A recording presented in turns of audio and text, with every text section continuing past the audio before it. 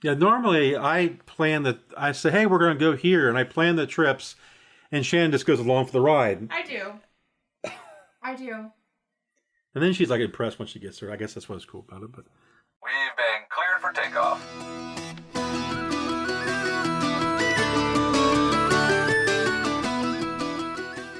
Welcome to Just Travel Podcast. Here is your host, Robert Smith. welcome to episode 4 of the Just Travel Podcast. I'm joined today with my daughter, Grace, and my lovely wife, Shannon. Since most people are not going to be probably flying too soon, at least this summer, we figured that we would talk about road trips.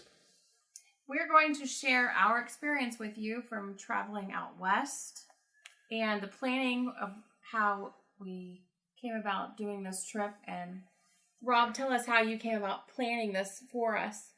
Yeah, so we had 2 weeks that we wanted to travel out west. I had worked out in Montana about a year or 6 months before that, and went to Yellowstone and was really impressed by Yellowstone, and I thought, we all have to go. Yeah. And I've always wanted to go out west to do a couple week trip anyway. So how I started doing the planning was a spreadsheet, and I put in a column for every day that we were gone. And then we looked at all the different national parks we were going to go to and all our stops along the way. And looking at how many hours it would take to drive to each stop. And then went ahead and made reservations for each hotel ahead of time. Now, I looked for hotels that had breakfast so we could eat breakfast in the morning at the hotel. And then we packed food. We packed food, like sandwich food, peanut butter and like that, to eat on the road for lunch. And then normally we'd go out and eat somewhere out for dinner. I also looked, since we decided to do national parks, I looked at getting the National Park Pass. The National Park Pass covers 2 adults in the car. It's $80 for the year, and it covered us. I think all our national parks. It was really good because I believe if you're 16 or younger, your kids. So at the time, both our kids were 16 and under. Then we didn't have to pay any more. And a lot of places like Yellowstone and Badlands, a lot of places, they only charge you by the car, and it gives you 7 days to be in each individual park. Also, for planning, we had to strategically pack. So before we were packing, we had to look at like the weather and how the weather was going to be on like the certain days that you were there.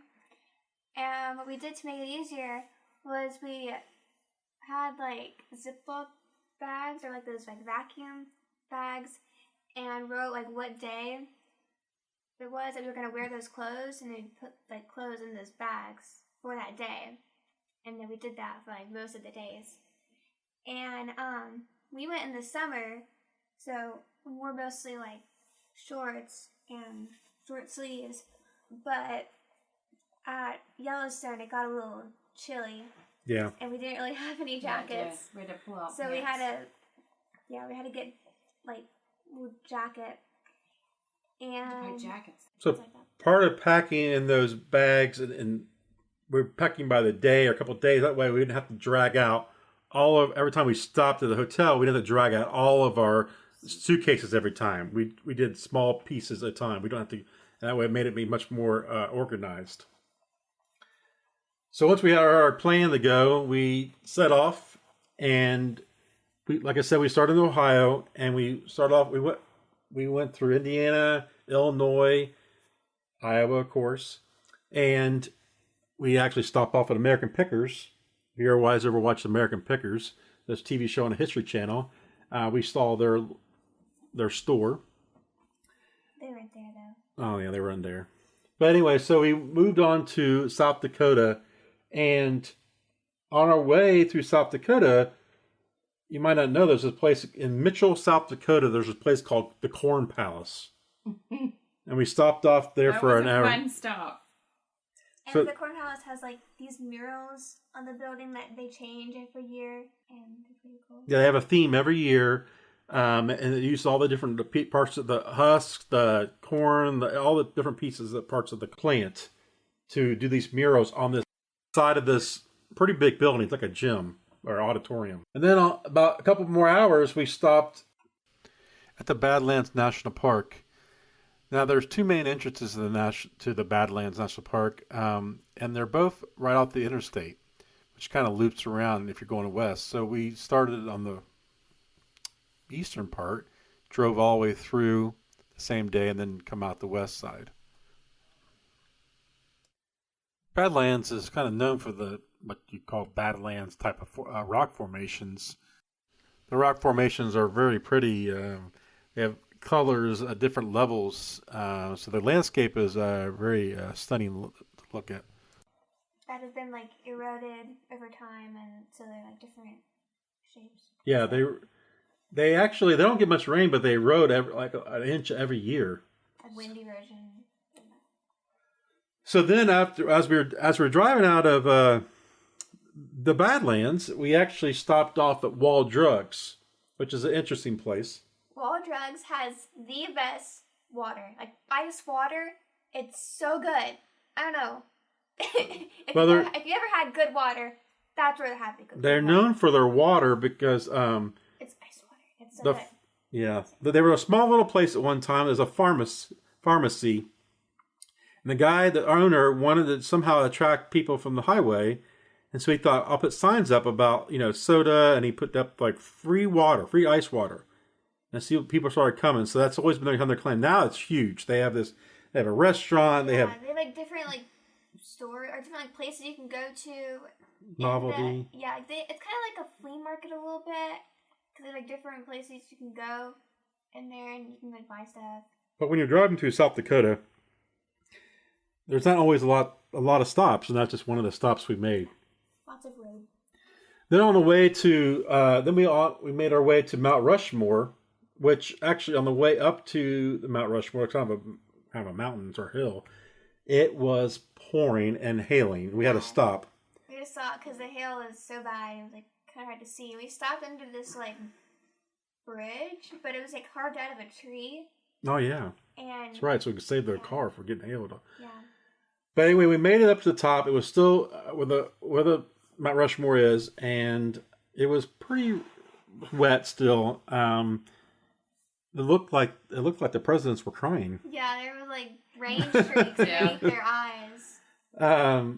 But we wanted to stay for the light show at night, but the weather was kind of iffy, so we just moved on, drove through the Black Hills, and actually had dinner in Deadwood.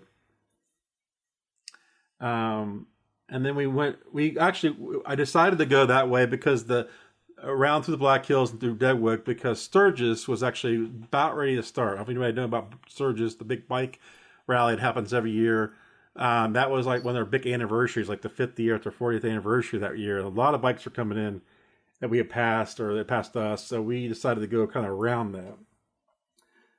So that was kind of all one day there. The next day, we drove up to the Little Bighorn Battlefield National Monument, and saw where the battle of the General Custer was, and the Native Americans, the battle there, and you just kind of see where kind of lays out where they can where the battle was. Then we drove through the rest of Wyoming, we drove in part of Montana. Yeah. We saw southern Montana for quite a while, and then eventually we made it to Yellowstone. Now, this was the main reason I wanted to go, was Yellowstone, because to me that is my favorite national park.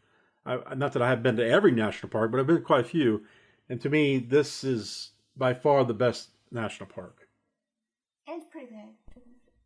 It was gorgeous. We spent 3 nights in the national park. Now, I would recommend.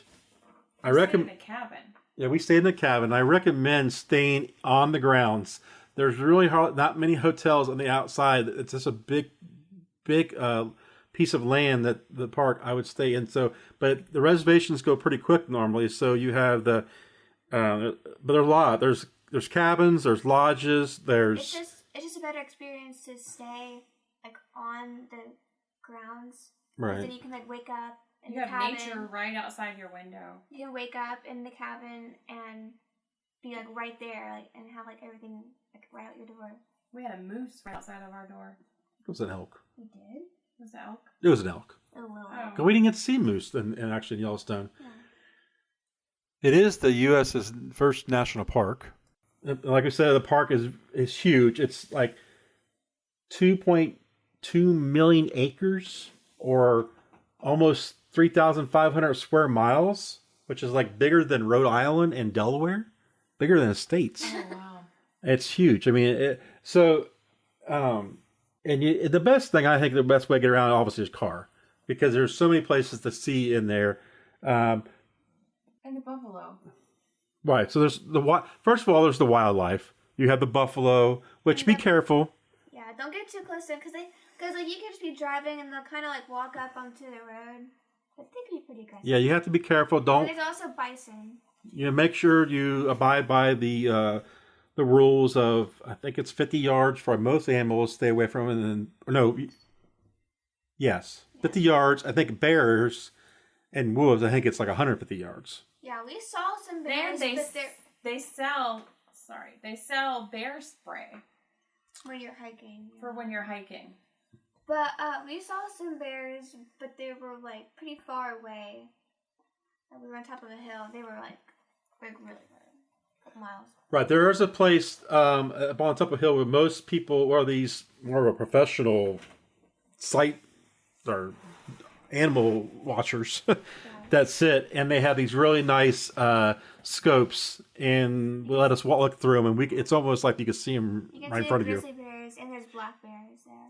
Black bear, grizzly bears, tons of elk, lots of buffalo, coyotes. They've introduced wolves about 20 years ago, which we happen to. It's very rare to see wolves, and we did see some wolves like actually ran in front of our car. And of course, there's many other animals. There's moose. I didn't get to see the moose anywhere, but there is moose. I think you're around 700 actually bears. Interesting up there, grizzlies and black bear. But also on top of that, besides the one of the main reasons people go is because of the geysers. Half of the world's geysers and hydro features, like hot springs and pools and things like that, are in Yellowstone. So half of the world's geysers are actually in Yellowstone, which is, there's many places you can see these geysers and pools and stuff. Normally you walk on a boardwalk to be safe, because obviously it's not very safe to be in those. To walk on the ground. Yeah. Right. There were 10,000 different features. You don't might have seen them all, but they have the largest active geyser in the world, which actually has been pretty active lately. They have hot springs, and some of their hot springs, they kind of smell like sulfur. So it smells like eggs. And it doesn't smell good. And they also have mud pots. It's like bubbling mud. Yellowstone Lake is the largest lake that's the highest elevation in North America. So we spent 3 days there. Saw Old Faithful, which is actually, they call it Old Faithful because you can predict it regularly when it's on blast off. I mean, every hour or something. Every hour to 90 minutes. Yeah. Now the bigger one, there's some bigger one that goes every couple of times a day. It's called, I think it's called Great Geyser or Fountain Geyser, I think it was. And we went and saw that. You actually are funny. The thing about it is, you're actually closer to that one when it shoots off than Old Faithful. And huckleberry is a big, it's a wild berry, but it's a big thing over there because like most of the bears and like animals eat huckleberries, and it's similar to like a blackberry or a blueberry, but it has a different taste. And we went to this one restaurant there that had like huckleberry ice cream, and it was like really good. Yeah, that was at the Old Faithful Inn. So you have to try that ice cream. It's awesome. So after we spent a couple of days in Yellowstone, we moved over. We drove through Yellowstone and throughout out the southern part of it, and 10 miles just outside Yellowstone, 10 miles south of that is Grand Tetons National Park, and we drove through Grand Tetons, and those have some impressive. Oh my gosh, gorgeous, gorgeous. The mountain range is gorgeous. You can like see the glaciers on top of the mountain so clearly. It has, I mean, one of the Grand Teton Mountain is 13,000 feet, and there's another 9 peaks that are over 12,000 feet. So they are very, it's just, and there's no foothills, so it's just like, boom, there they are. It was beautiful. And they were in front of this like lake, kind of. So then we end up staying in northern Utah that evening, and to get ready for our next day to go to southern Utah, where we were going to go to 2 national parks eventually. Now, there's a big difference. If you've ever been to Utah, there's a huge difference between, I believe, in the southern or northern and southern part. It seems like a lot of the populations in the northern part and the southern part, where it's a lot less populated. And I believe they have 5 national parks actually in the southern part. We went to 2, Arches and Canyonlands. But this just driving in the southern part of Utah is just like nothing else. No, like nowhere else. Nothing. It was just amazing. But the scenery is just like I said, not like nowhere else. We went to Arches National Park, and they have 2,000 natural sandstone arches. And I mean, these arches are huge. The most famous one you've probably seen in pictures is Delicate Arch. That's like the actual like arch looking one. Yeah, the really big, that was really arch. a good walk to get to, but it was gorgeous. Yeah, it was like a half mile up like a hill to get there, which isn't that far. Well, yeah, probably a half mile to get up. But like total to get there is a mile and a half. Yeah. Oh. So total round trip 3 miles. Yeah. But you had a mile and a half up there. It was a gradual climb, but I think you had to climb actually like 500 feet, I believe, the total elevation and climb. You get up there, and then you kind of have to like walk over to the arch where you can stand underneath it. And it's pretty high, and when you get up there, you might not want to look down because it's kind of far from the ground. There's rocks. So we spent the night in Moab, which is a pretty cool little town in Utah, close to the Arches. Mm-hmm. The next morning we drove to Canyonlands, which is a little more remote than the Arches, and it's broken up in 4 different parts. I believe we only went one part of it, actually. We drove around, but it's really big for recreation type, where driving Jeeps and going further out more for, camping out further out. It's pretty remote, but it's very good scenic too. And then we went to the Grand Canyon, which most people probably think that, obviously know about the Grand Canyon. Now, it was pretty crowded for us. It was pretty crowded, and it was also extremely hot that day. And it was a little too crowded. It was hard for us to actually enjoy it as much because it was as crowded as it was. We were used to Yellowstone and some other parks being so much more space where we could move around and see everything without. There was people in Yellowstone, obviously, but not. It didn't feel like so cramped. As many people. And like we were trying to get a picture, and like everyone was trying to get a picture, and it was right. Chevy Chase drive-by. Oh yeah, yeah. We felt like we were Chevy Chase on vacation and just said, "Hi, hey, let's go." There it is. But I hope to get back to Grand Canyon someday, where we can spend more. I do want to go back. More time and really enjoy it a lot better than we did, unfortunately. But then Shannon had decided that her nephew was stationed at the time in Fort Bliss, El Paso, and we thought, well, we could just drive down from Flagstaff all the way to El Paso, and drive through Mexico, which we did. But on the way, we did see, because the original plan was to drive back parts of Route 66. But we did do a few parts on the way to El Paso, which was pretty cool because it still looks a little different. I felt like it was the movie Cars, because you saw like was neat. We saw in the hotels. It looked like They're like teepees. And there was I remember one of the Dairy Queens that was pretty cool on the road. Yeah.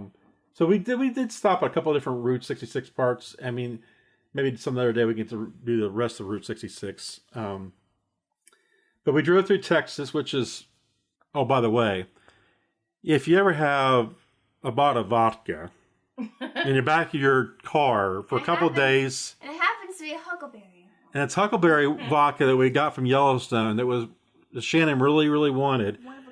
That was laying on its side, and we were in El Paso, and it was like 105 for a couple days we were there. I left it in the car.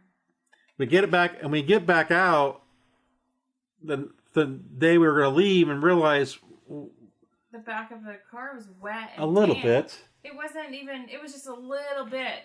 The whole bottle basically evaporated. The cork had popped out. Because of pressure.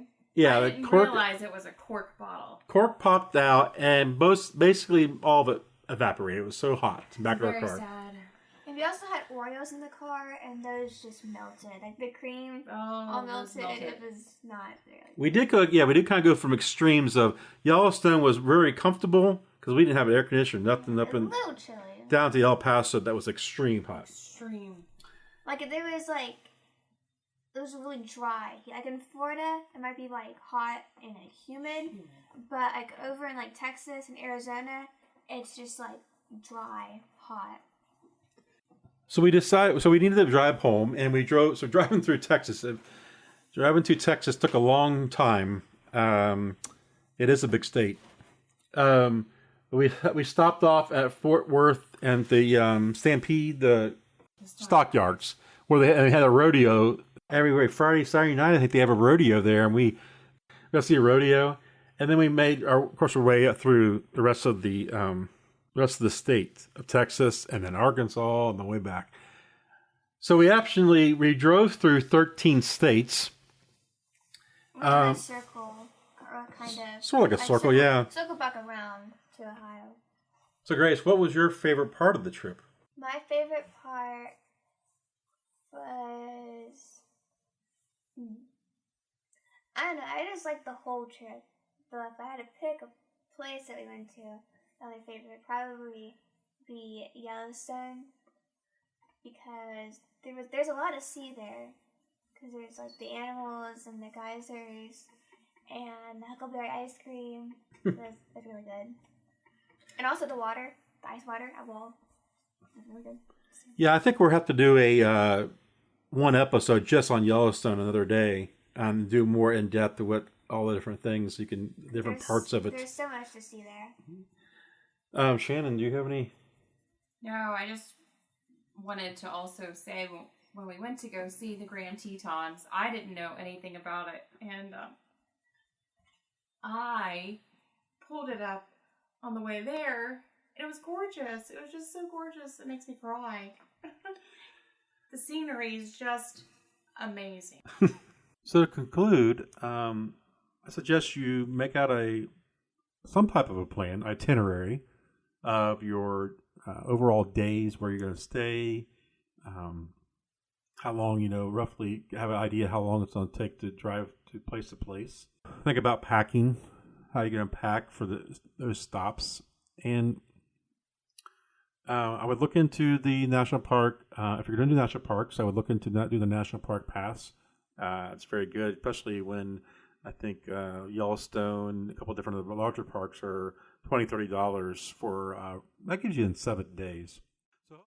So hopefully we inspired you to go see some of the national parks this summer. Please let us know of your trips to national parks. Join us next week for a very special interview with Dave and Deb of the Planet D travel blog. Forbes magazine voted them the top 10 travel influencers. Please join me next week. Listeners, if you like the podcast, don't forget to subscribe. And if you're feeling real generous, please give us a rating. We podcasters like to see 5 stars next to our name. Until next time, happy travels.